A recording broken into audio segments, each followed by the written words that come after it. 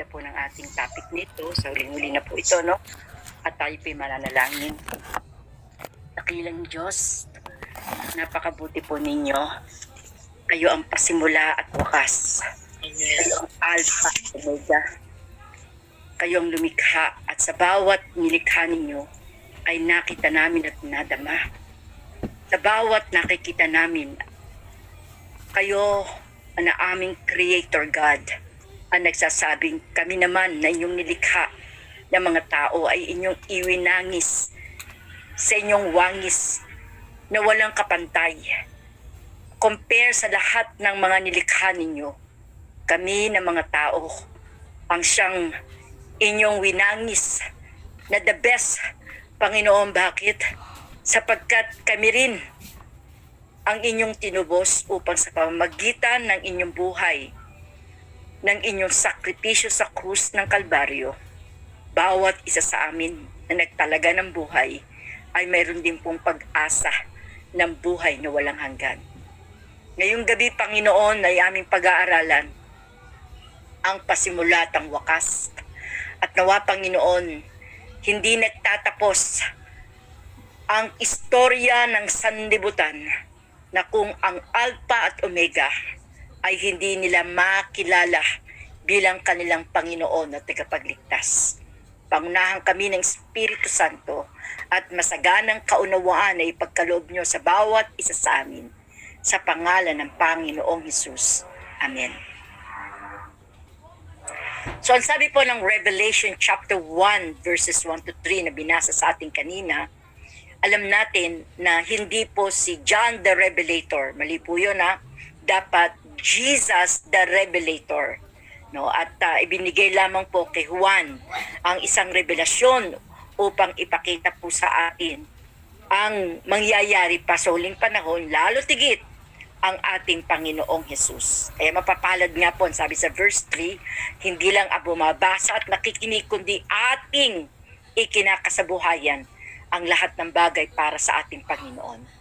So number 1, mga kaibigan, ay ating makilala ang identity ni Kristo bilang siya ang Alpha at Omega. Kahabag-habag po, no, na ito'y aking pong babanggitin sa publiko na hindi natin matanggap na si Kristo ay Diyos. Napakasakit po yun. Sapagkat sinabi nga po, no, kahit ang Panginoon ay nagsabi sa unang Juan, no, 5:21, ito ang tunay na Diyos at buhay na walang hanggan. Dapat po bilang ang ating Panginoon ay isang Alpha at Omega, ay ang kanyang identity, mga kaibigan, na si Kristo ay Diyos.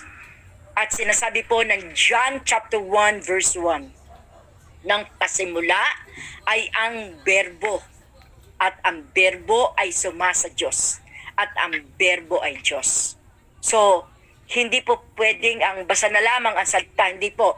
At ang verse 14, at ang Berbo ay nagkatawang tao at nakipisan sa atin. So wala pong sino man ang po pwedeng makapag-rebat nito sapagkat ating na-identify ang tunay na identity ni Kristo na hindi lang po siya tao at bago siya naging katawang tao, 100%, mga kaibigan, siya po ay isang Diyos. At hindi po pwedeng mamatay ang Diyos sapagkat ang Diyos lang po ay isang immortal. Kaya po yung napako sa krus, yung namatay sa krus, na pagtubos sa ating mga makasalanan, ay yung pagiging isang tao ni Kristo. Pero ang kanyang pagiging Diyos ay hindi po kasamang namatay sapagkat ang Diyos ay hindi po namamatay. Kaya mapapansin natin, mga kapatid, na hindi pwedeng mabuo ang mundo kung wala po ang Alpha at ang Omega. Sapagkat sa Godhead, the Father, the Son, and the Holy Spirit. Uulitin ko sapagkat marami po ngayon na gumagalang nagtuturo na hindi na natin dapat tanggapin pa ang Trinity. Hindi natin dapat tanggapin ang Holy Spirit. Mga kaibigan, kalunos-lunos po ito sapagkat kita natin ang banal na kasulatan. Although the word Trinity cannot be found in the Word of God, and yet the essence ng Trinity ay naroroon. Basahin natin Genesis chapter 1 verse 1. In the beginning, Elohim created the heavens and the earth. Yung Elohim is the plural name of God, the Father, the Son, and the Holy Spirit. Tapos titinan po natin sa verse 26, and let us make man in our own image. Hindi pwedeng sabihin ng Diyos sa kanyang created beings na anghel yun. So naroon ang Ama, naroon ang Anak, at ng Espiritu Santo. In fact, ang Espiritu Santo, mga kaibigan, babasahin natin ang Genesis chapter 1 verse 2, and the Holy Spirit, or the Spirit of God, hovering upon the face of the earth. So doon pa lang ay makikita na natin ang Godhead, the Father, the Son, and the Holy Spirit. Kaya po nakakadurog ng puso ang sino mang hindi kayang tanggapin si Kristo bilang Panginoon at tagapagligtas. At ito po isang theory, no, na nadinig ko. Kaya daw nakapagsalita si Tomas na, "Oh Diyos ko, oh Panginoon," dahil nagulat daw siya. No, hindi po totoo 'yun, mga kaibigan. Sapagkat ang context na 'yon ay gusto niyang makita kung talagang buhay si Kristo, ay gusto niyang madampian ang kanyang palad, ang pinagpakuan ng ating Panginoon. At nung si Kristo ay dumating, samantalang siya nangabuhay na magmuli sa mga patay, si Kristo po, mga kapatid, ay dumako doon sa pulong ng mga alagad niya. No, hindi po nagulat kay iyon po kasi ang teorya, no, ng ibang mga iglesia. Hindi po totoo 'yon, sapagkat alam natin ay talagang pinatunayan po na kahit sa bibig, sa mga labi ng mga alagad, ay pinatunayan nila na si Kristo ay Panginoon. Hindi ka po pwedeng maging simula at maging wakas kung hindi ka Diyos, mga kaibigan. Hindi ka po pwedeng magsabi na ako ang Alpha at Omega, pero wala ka naman palang pasimula. Kaya ito po isang batang paslit na nagtanong sa akin, no? Siya po ay 5 taon, at sabi niya sa akin, "Saan po ba nanggaling ang Diyos?" Sabi niya ganun. "Saan ba nanggaling si Jesus?" Sa isang tanong ng bata, no, parang kung tutuusin, no, parang ang daling sagutin, no, talagang madaling sagutin. Pero sa totoo lang, mga kaibigan, maingat po tayo, sapagkat si Kristo, no, hindi po siya bigla nilang sumulpot, hindi yan bigla po nag-revolve, o siya po ay sasabihin natin ay ano na yan, kumbaga po ay nag-reincarnate lang. No, hindi totoo po yun, ha. Tatandaan natin, ng pasimula, naroon na si Kristo. Kaya hindi po pwede, mga minamahal kong mga tigapakinig, na sabihin natin na si Kristo ay tao lang. Si Kristo ay tao, pero bago siya nagkatawang tao, si Kristo ay Diyos. Kung babasahin po natin, buksan natin ang Biblia sa Philippians chapter 2, verses 4, para may background tayo, hanggang 11. At ang ating Panginoon, na kanyang hinubad ang kanyang pagka-Diyos. Hinubad niya at nagkatawang tao at naging masunurin, oo, hanggang kamatayan sa kaluwalhatian ng Diyos. So makita natin, mga kaibigan, na talagang naroon po ang ating Panginoong Hesus. At kung babasahin po natin sa King James Version, kasi maganda po ang King James Version, compared to NIV. Since in the time immemorial, talagang ako po ay wala po akong Bible na NIV. King James o New King James, no? Kung titingnan natin sa 1 John chapter 4 verse 7 and 8, maliwanag po ang Biblia. 1 John 4, 7 and 8. At there are 3 that bear witness in heaven. Tandaan niyo to, the Word, no? The Word daw po. Tandaan natin, huwag niyo kakalimutan, sino yung Word? Babalik tayo roon sa context ng John chapter 1, verse 1, at John chapter 1, verse 14, no? Ang Word na yon, iisa pong tinutukoy, si Jesus. Tapos, sasabi po, and the Father, and the Holy Ghost, and these 3 are one. So, makita natin yung essence, no, ng identity ng Godhead. At isa dito si Kristo. Hindi po pwedeng siya tao lang na makipantay siya doon sa Godhead. Hindi po. Kinakailangan siya ay nasa Ama at sa Anak at sa Espiritu Santo. So, yun po ang identity ng ating Panginoon bilang Alpha at Omega. So makita natin, mga kaibigan, na until now, ang kanyang kapangyarihan, ang kanya pong might, mga kapatid, ay dinidirect ang lahat ng mga bansa at mga tao upang makilala nila sa ang ating Panginoon. Kaya napaka-imposible po ng isang Alpha at Omega, hindi tayo mai-direct mga kapatid sa pamamagitan ng kapangyarihan ng banal na Espiritu. Kung siya po ay 100% na tao lang at kailanman ay hindi siya naging Diyos. Mga kaibigan, hindi po pwedeng ganun. Kaya si Kristo na ating Alpha at Omega ay darating, sabi nga, behold, He cometh with the clouds, and every eye shall see Him someday. Dito po sabi mga kaibigan ng Revelation chapter 1 verse 7, every eye shall see Him. No, kahit yung mga nagsibat sa Kanya at nagpako, no po, yun po automatic special resurrection. Alam ba niyo may special resurrection? Pagdating ni Jesus, bubuhayin po yung nagpako sa Kanya. No, yung talagang nagpapako sa Kanya at nagpako, pabuhayin sila upang ipakita lang sa kanila na ang kanilang pinatay, ang kanilang ipinako, ang Alpha at Omega. Kaya may special resurrection. And after that, sila po'y muling mahihimbing. Sila muli po matutulog, mga kaibigan. Sapagkat ang kukunin lang ng Panginoon, buhat doon sa mga libingan sa kanyang ikalawang pagparito ay ang mga namatay kay Kristo.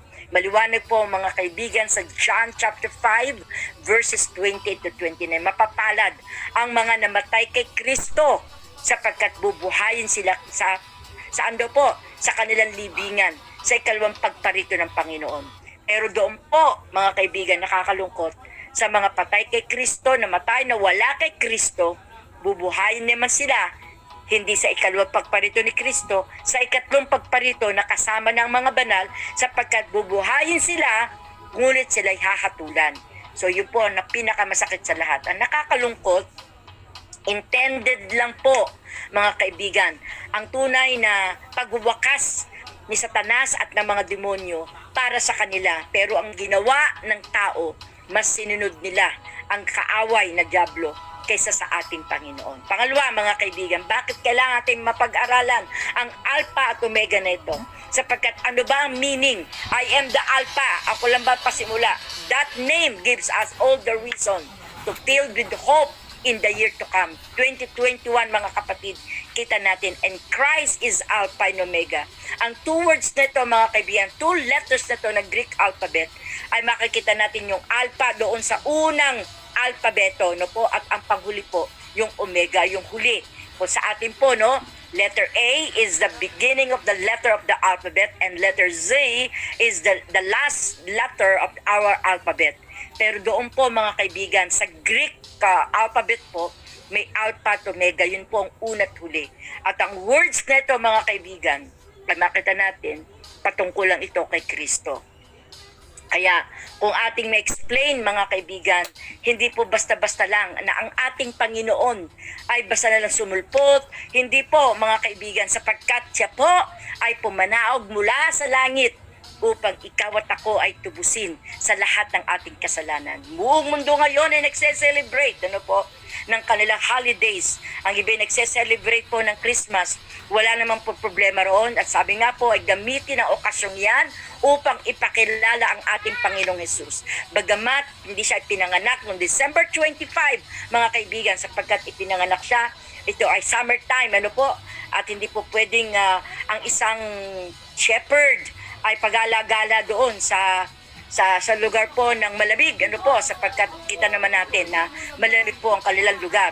Pero mga kaibigan, at yung pagbabayad po ng mga taxes, yung po ay ginagawa ng summer. So, hindi po talaga yung taglamig at lalong hindi ng December. Pero pinapakita lang natin ng okasyong ito ay isang bahagi upang ipakilala natin na ang Panginoon ay nagpakababa. No? Isang Diyos siya, Diyos ha, nagkatawang tao at ipinanganak lang sa isang manger. At yung manger na yun, mga kaibigan, no? Hindi yung basta nakalagay lang ang dayami, hindi po. Nandun po sari-saring mababahong mga hayop. Naroon ang mga sari-saring mga dumi ng hayop at walang mapaglalagyan ng ating Panginoon. Kaya nakakahabag, ano, kung tayo, no, nakakahabag talagang ating mariminish ang ginawa ng ating Panginoon para lang iligtas si Jade Hintay, iligtas kayo na nakikinig, iligtas ang bawat isa sapagkat libre ang kaligtasan, libre ang pag-alok ng Panginoon para sa atin, mga kaibigan.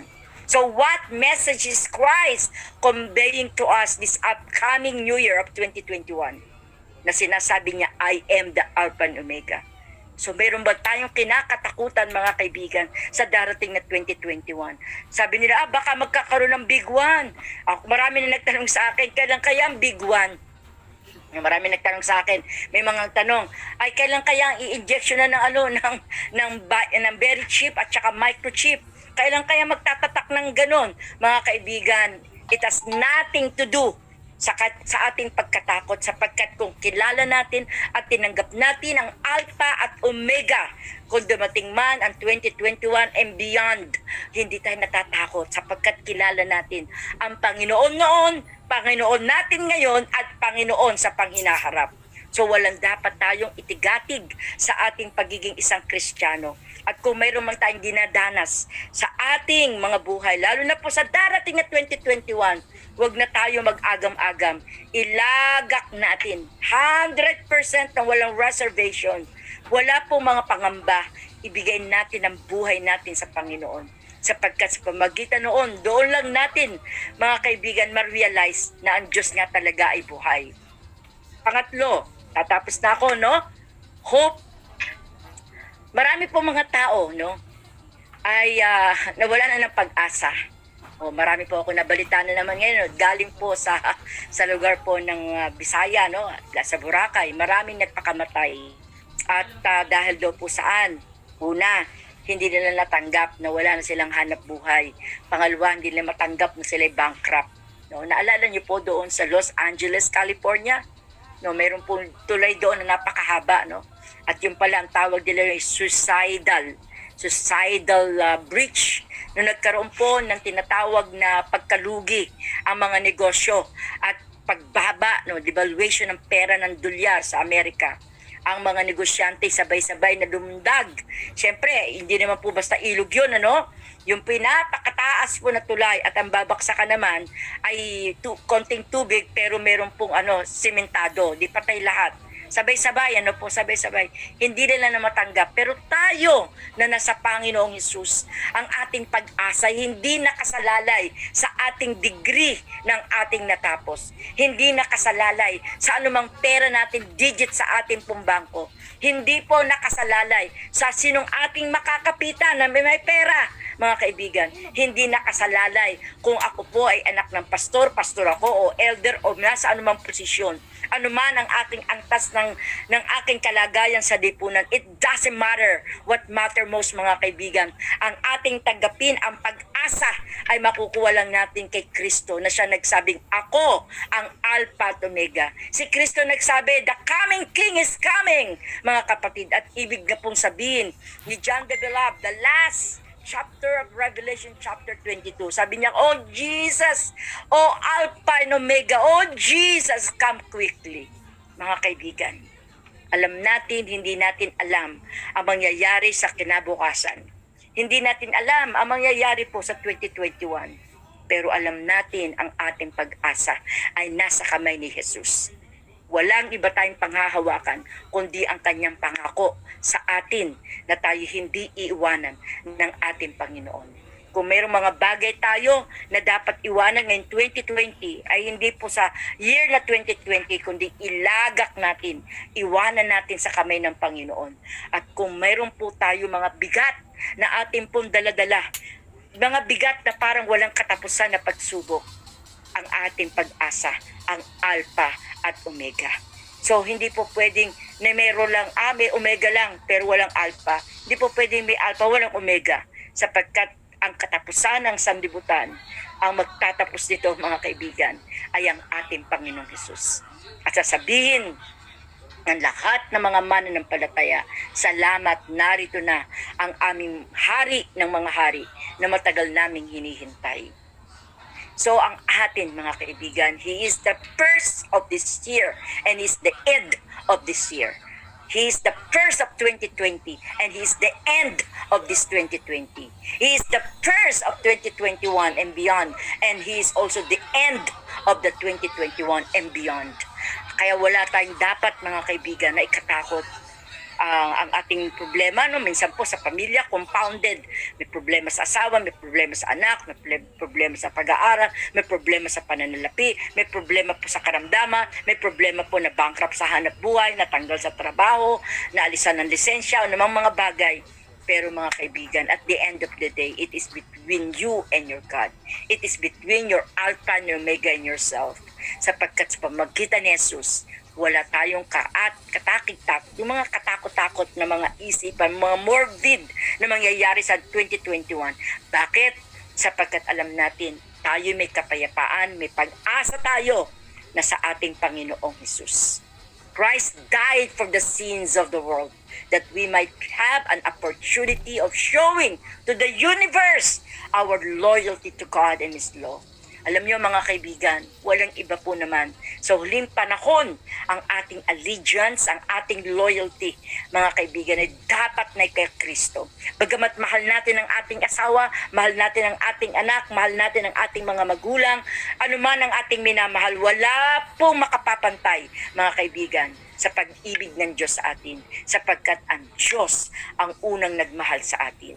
Kung kaya naman po, hindi dapat tayong matakot sapagkat sa pamamagitan ng ginawang pagtubos ni Kristo sa atin, napatawad tayo sa lahat ng ating po mga kasalanan. Ang ating tanging advocate sa ating Ama sa Langit, hindi po si Mama Mary, mga kaibigan, kundi si Jesus, mga kaibigan. In fact, kung atin titingnan po ang istorya ng Synoptic Gospel of the Mark, Matthew, Luke, and John, they are the same account na sinasabi. And sabi roon, and they worship Him. Hindi po sinabi na they worship them. No, hindi po. Yung ating mga wise men, no, nung sila pumunta roon sa manger, at they were guided ng liwanag, yun po yung mga angels, mga kaibigan. Ang sabi ng Desire of Ages ay pagpunta nila roon sa manger, ang sabi po ng Biblia sa 4 Synoptic Gospel, and they worship Him. Ang kanila pong sinamba ay yung Alpha at Omega. Ang sinamba nila, mga kaibigan, si Kristo. Kaya't bago po mahuli ang lahat, mga kaibigan, sapagkat di natin hawak ang ating buhay, ibigay natin ang ating buhay kay Kristo. By transgression, man was severed from God.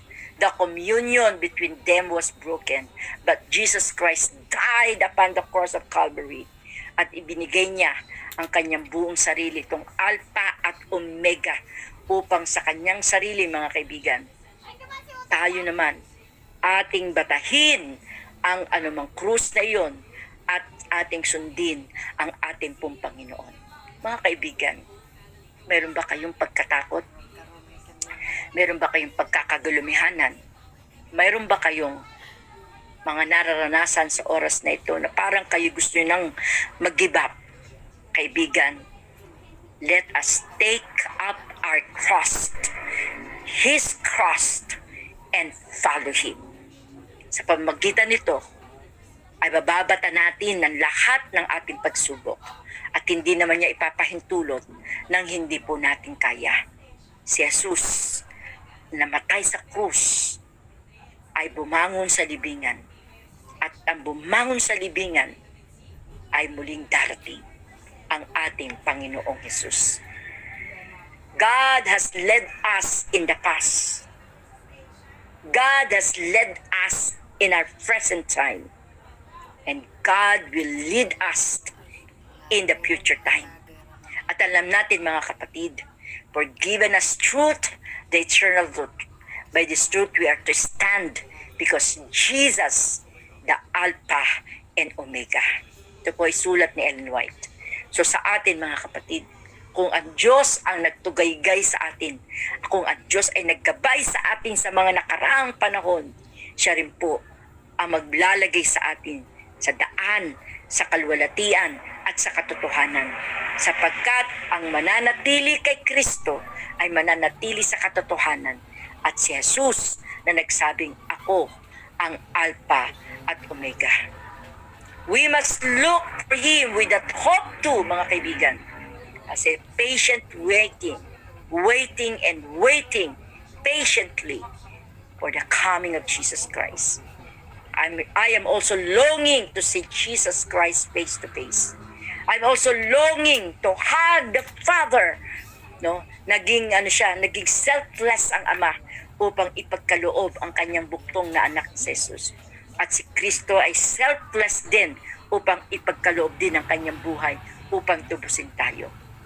We must not be anxious for anything, but be in thanksgiving. Let our request be known unto God.